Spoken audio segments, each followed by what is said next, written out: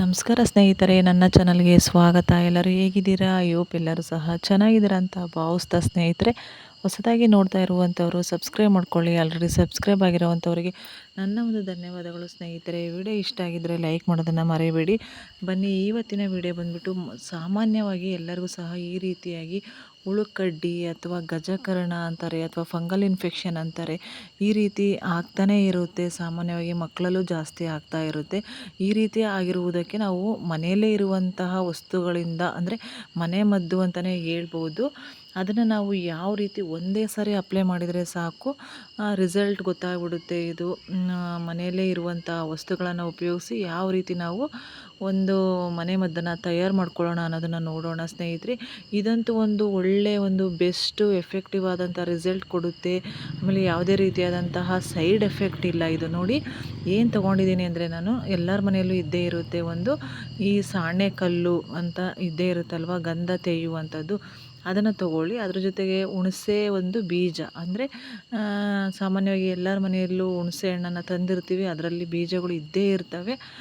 ಒಂದು ಹುಣಸೆ ಬೀಜವನ್ನು ತೊಗೊಳ್ಳಿ. ಆಮೇಲೆ ಒಂದು ಅರ್ಧ ನಿಂಬೆಹಣ್ಣನ್ನು ತೊಗೋಬೇಕು. ನಿಂಬೆಹಣ್ಣನ್ನು ಸ್ಕಿಪ್ ಮಾಡುವಾಗಿಲ್ಲ. ನಿಂಬೆಹಣ್ಣು, ಹುಣಸೆ ಬೀಜ ಇವೆರಡೇ ಸಾಕು. ಇದನ್ನು ಯಾವ ರೀತಿ ಮಾಡೋದು ಅಂತಂದೇಳಿ ನೋಡೋಣ. ತುಂಬ ಒಳ್ಳೆಯ ಒಂದು ರಿಸಲ್ಟ್ ಸಿಗುತ್ತೆ. ಇದು ನೋಡಿ, ಇದರೊಳಗಡೆ ಇರುವಂಥ ಬೀಜಗಳನ್ನು ತೆಗೆಯೋಣ ನಾವು. ಬೀಜನೆಲ್ಲ ತೆಗಿಬೇಕಾಗುತ್ತೆ. ನಿಂಬೆಹಣ್ಣಿನಲ್ಲಿ ಈ ಒಂದು ಇರುವಂತಹ ಬೀಜಗಳನ್ನು ತೆಗೆಯೋಣ ನೋಡಿ.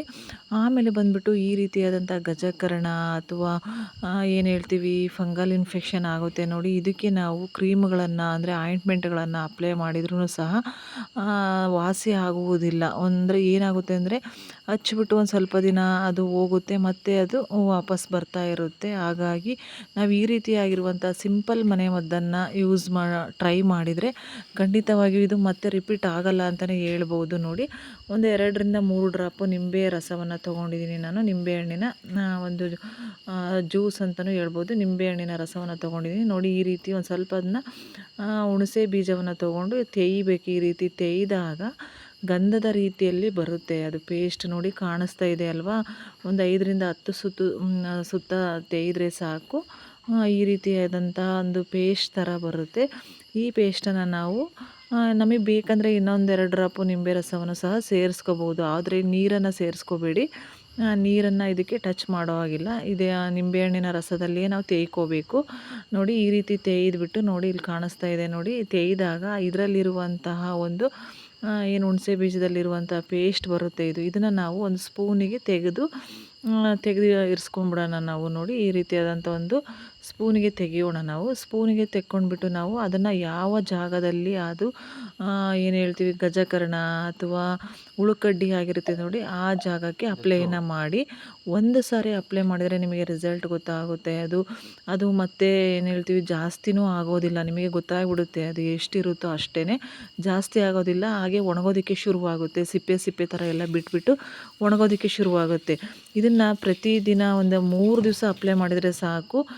ಡೈಲಿ ಬೆಳಗ್ಗೆ ಒಂದು ಸಾರಿ, ಸಂಜೆ ಒಂದು ಸಾರಿ, ನೈಟ್ ಒಂದು ಸಾರಿ ಅಪ್ಲೈಯನ್ನು ಮಾಡಿ ಇದನ್ನು ಒಣಗೋದಕ್ಕೆ ಬಿಟ್ಬಿಡಿ. ಹಾಗೇ ನೆಕ್ಸ್ಟ್ ತೊಳೆಯೋದಕ್ಕೆ ಬೇಡ, ಏನು ಬೇಡ, ನೆಕ್ಸ್ಟ್ ಡೇ ಸ್ನಾನ ಮಾಡಿ. ಆಮೇಲೆ ಇದು ಫಂಗಲ್ ಇನ್ಫೆಕ್ಷನ್ ಆಗಿರುವುದರಿಂದ ಒಬ್ಬರಿಂದ ಒಬ್ಬರಿಗೆ ಹರಡುವಂಥ ಚಾನ್ಸ್ ಜಾಸ್ತಿ ಇರುತ್ತೆ. ಹಾಗಾಗಿಬಿಟ್ಟು ನೀವು ಆ ಜಾಗಕ್ಕೆ, ಅಂದರೆ ಆ ಜಾಗವನ್ನು, ಅಂದರೆ ಅದೇನೋ ಉಳುಕಡ್ಡಿ ಆಗಿರುತ್ತೆ ನೋಡಿ, ಅದನ್ನು ನಾವು ಮುಟ್ಟಿದರೆ ನಾವು ತಕ್ಷಣಕ್ಕೆ ಒಂದು ಹ್ಯಾಂಡ್ ವಾಶು ಅಥವಾ ಸೋಪನ್ನು ಉಪಯೋಗಿಸಿ ಕೈಯನ್ನು ಚೆನ್ನಾಗಿ ತೊಳ್ಕೊಬೇಕಾಗುತ್ತೆ. ಇಲ್ಲ ಅಂದರೆ ಬೇರೆಯವ್ರಿಗೂ ಸಹ ಇದು ಒಂದು ಆಗುವಂಥ ಚಾನ್ಸ್ ಇರುತ್ತೆ. ಹಾಗಾಗಿಬಿಟ್ಟು ದಯವಿಟ್ಟು ನೀವು ಈ ರೀತಿ ಆದಾಗ ಕೈಯನ್ನು ಚೆನ್ನಾಗಿ ವಾಶ್ ಮಾಡ್ಕೊಳ್ಳೋದನ್ನು ಮರಿಬೇಡಿ. ಕೈಯನ್ನು ಚೆನ್ನಾಗಿ ವಾಶ್ ಮಾಡ್ಕೊಳ್ಳಿ. ಹಾಗೆಯೇ ಈ ಒಂದು ಹೋಮ್ ರೆಮಿಡಿಯನ್ನು ನೀವು ಟ್ರೈ ಮಾಡಿ ನೋಡಿ, ನಿಮಗೆ ಗೊತ್ತಾಗುತ್ತೆ ರಿಸಲ್ಟು. ತುಂಬ ಒಳ್ಳೆಯ ಒಂದು ಉತ್ತಮವಾದಂಥ ಒಂದು ಬೆಸ್ಟ್ ಹೋಮ್ ರೆಮಿಡಿ ಅಂತ ಹೇಳ್ಬೋದು. ಹಾಗೆಯೇ ಈ ರೀತಿ ಆದಾಗ ಅದು ನೆಕ್ಸ್ಟು ಆಗದ ರೀತಿಯಲ್ಲೂ ಸಹ ತಡೆಯುತ್ತೆ ಇದು. ಟ್ರೈ ಮಾಡಿ. ಎಲ್ಲರ ಮನೆಯಲ್ಲೂ ಸಹ ಈ ಒಂದು ನಿಂಬೆಹಣ್ಣು, ಆಮೇಲೆ ಹುಣಸೆ ಬೀಜ ಅಂತೂ ಇದ್ದೇ ಇರುತ್ತೆ. ಹುಣಸೆ ಬೀಜದ ಬಗ್ಗೆ ಹೇಳೋವಂಥ ಅವಶ್ಯಕತೆಯೇ ಇಲ್ಲ ಅಂತ ಹೇಳ್ಬೋದು. ತುಂಬ ಒಳ್ಳೆ ಹಲವಾರು ರೀತಿಯಲ್ಲಿ ನಾವು ಹೋಮ್ ರೆಮಿಡಿಯಾಗಿ ಇದನ್ನು ನಾವು ಉಪಯೋಗಿಸ್ಕೋಬೋದು. ಹುಣಸೆ ಬೀಜ ಆಗಿರ್ಬೋದು ಅಥವಾ ಹುಣಸೆ ಹಣ್ಣು, ಇನ್ನೂ ಹಲವಾರು ರೀತಿಯಲ್ಲಿ ನಾವು ಇದನ್ನ ಹೋಮ್ ರೆಮಿಡಿಯಾಗಿ ಯೂಸ್ ಮಾಡ್ಬೋದು. ಅವನ್ನ ನಾನು ನೆಕ್ಸ್ಟ್ ವಿಡಿಯೋದಲ್ಲಿ ಶೇರ್ ಮಾಡ್ತೀನಿ ನಾನು. ಹುಣಸೆ ಬೀಜ ಅಂತೂ ಒಂದು ಕ್ಯಾಲ್ಶಿಯಮ್ ಅಂತೂ ತುಂಬನೇ ಇರುತ್ತೆ ಇದರಲ್ಲಿ.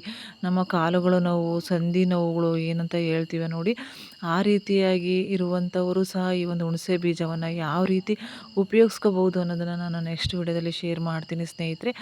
ಆದರೆ ಇದು ಒಂದು ಮಳೆಗಾಲದಲ್ಲೂ ಜಾಸ್ತಿ ಆಗುತ್ತೆ, ಆಮೇಲೆ ಈ ಬೇಸಿಗೆ ಕಾಲದಲ್ಲೂ ಬೆವರು ಬರುತ್ತೆ ನೋಡಿ, ಅದರಿಂದಲೂ ಸಹ ಕೆಲವರಲ್ಲಿ ಈ ರೀತಿ ಕಜ್ಜಿ ಉಳ್ಕಡ್ಡಿ ಅನ್ನುವಂಥದ್ದು ಆಗ್ತಾ ಇರುತ್ತೆ. ಈ ಉಳ್ಕಡ್ಡಿ ಅಥವಾ ಫಂಗಲ್ ಇನ್ಫೆಕ್ಷನಿಂದ ಜಾಸ್ತಿ ಆಗ್ತಾ ಇರುತ್ತೆ. ಹಾಗಾಗಿಬಿಟ್ಟು ನಾವು ಈ ರೀತಿಯಾಗಿರುವಂತಹ ಮನೆಮದ್ದುಗಳನ್ನು, ಮನೆಯಲ್ಲೇ ಇರುವಂಥ ವಸ್ತುಗಳಿಂದ ನಾವು ಹೋಮ್ ರೆಮಿಡಿಯನ್ನು ಮಾಡಿಕೊಂಡ್ರೆ ತುಂಬ ಒಳ್ಳೆ ರಿಸಲ್ಟ್ ಸಿಗುತ್ತೆ. ಯಾವುದೇ ರೀತಿಯಾದಂಥ ಸೈಡ್ ಎಫೆಕ್ಟ್ ಇರೋದಿಲ್ಲ, ಏನೂ ಇರೋದಿಲ್ಲ. ಒಂದು ಸಾರಿ ಟ್ರೈ ಮಾಡಿ, ನಿಮಗೆ ಗೊತ್ತಾಗುತ್ತೆ. ಒಂದು ಸಾರಿ ಅಪ್ಲೈ ಮಾಡಿದ್ರೇ ಎಷ್ಟು ಒಳ್ಳೆಯ ಒಂದು ರಿಸಲ್ಟ್ ಸಿಗುತ್ತೆ ಅನ್ನೋದು ನಿಮಗೆ ಗೊತ್ತಾಗುತ್ತೆ ಅಂತ ಹೇಳ್ತಾ ಸ್ನೇಹಿತರೆ, ನನಗೆ ಗೊತ್ತಿರುವಂತಹ ಮಾಹಿತಿಯನ್ನು ಈ ಒಂದು ಚಿಕ್ಕ ವಿಡಿಯೋದಲ್ಲಿ ಶೇರ್ ಮಾಡಿದ್ದೀನಿ. ಮುಂದಿನ ವಿಡಿಯೋದಲ್ಲಿ ಸಿಗೋಣ ಸ್ನೇಹಿತರೆ. ಎಲ್ಲರಿಗೂ ಸಹ ವಿಡಿಯೋ ನೋಡಿದ್ದಕ್ಕಾಗಿ ಧನ್ಯವಾದಗಳು. ಹಾಗೆಯೇ ವಿಡಿಯೋ ಇಷ್ಟ ಆಗಿದ್ದರೆ ಲೈಕ್ ಮಾಡೋದನ್ನು ಮಾತ್ರ ಮರಿಬೇಡಿ ಸ್ನೇಹಿತರೆ.